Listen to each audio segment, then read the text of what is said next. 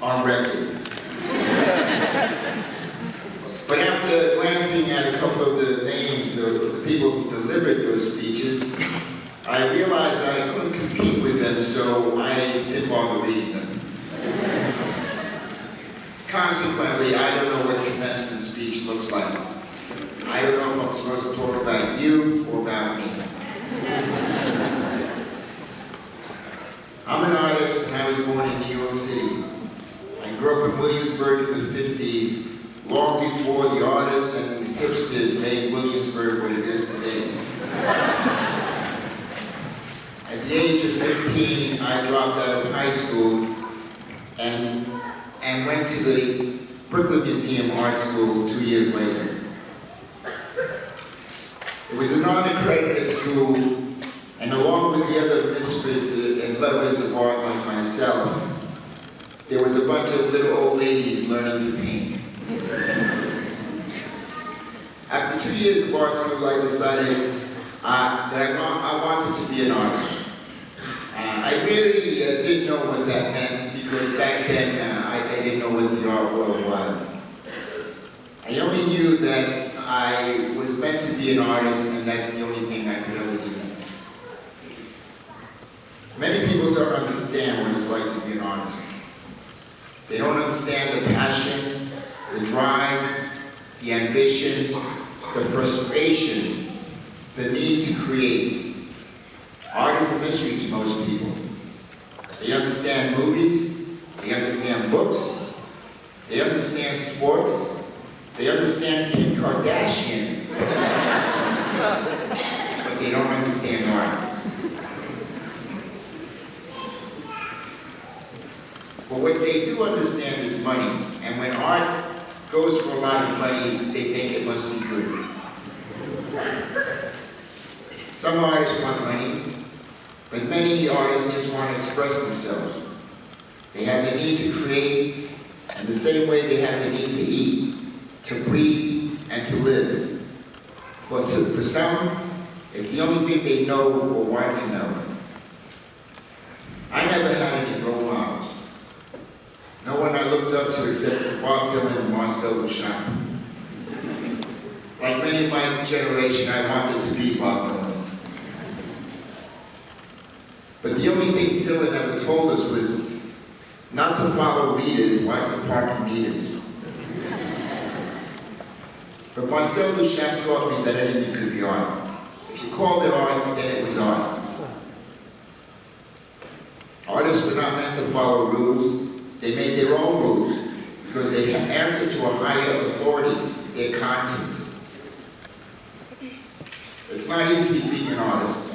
It's not easy to be understood or accepted, even by those around you.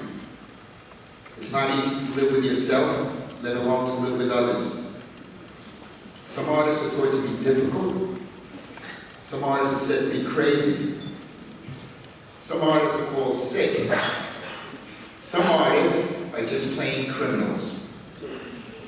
If they weren't making art, they'd be in jail or dead. Actually, I did have a role model once, when I was in 5th grade, and his name was Tommy Napolitano. Tommy was the coolest kid in school. He was the handsomest and the smartest kid in school, and everyone looked up to Tommy. I was in school with Tommy from the 5th grade to the 8th grade, and every time I thought I was catching up to Tommy in terms of height or intelligence, I realized that Tommy was one step ahead of me. Tommy was smarter, and taller, and better than any of us. And I knew that no matter how hard I tried, I'd never be able to catch up to Tommy. A few years later, when I was in my early 20s, and I found myself strung out on drugs on the Lower East Side, and living the life of a drug addict instead of an artist, I ran into an old crony of mine from grade school. I asked him how everyone was doing, and he said, well, you know, Hector Falcon, he's got his own company. And Robert Gonzalez, he's also doing great. And so he starts telling me about all these others, so I say to him, hey, what about Tommy Napolitano? How's Tommy doing? And he looks at me with a long face and he says, well, the last time once saw Tommy. He was on crutches pimping on 42nd Street. And I smiled and I thought to myself, my God, Tommy is still ahead of me.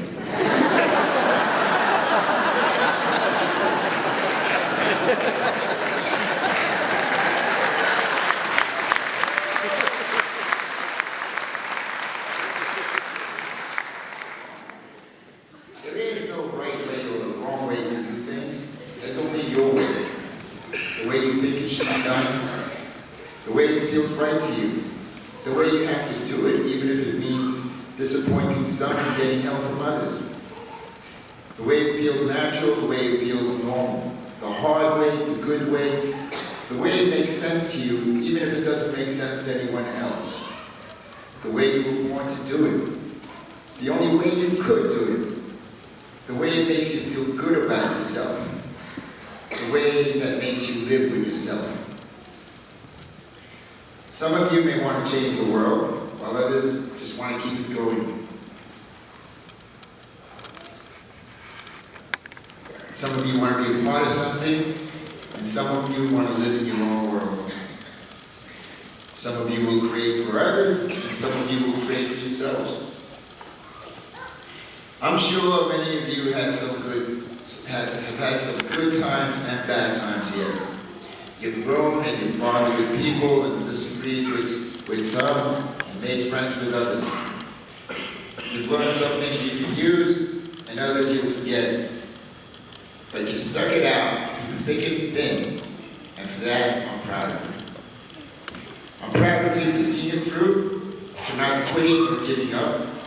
I'm proud of you for trying, for doing a good job and a great job. I'm proud of you for being an artist, a sculptor, a painter, a photographer, designer, creator, and everything else you want to be. And most of all, I'm proud of you for being you. One day you'll say to yourself, gee, that was a good school, that was a great school. I learned a lot at the Kansas City Art Institute. I learned about myself, I learned about art, and I learned about people. I learned to figure out who I am and what I have to say. These people, they were my friends, my family. That was my home, and I'll never forget them. I miss them, and I'm glad I went there. God bless you and good luck.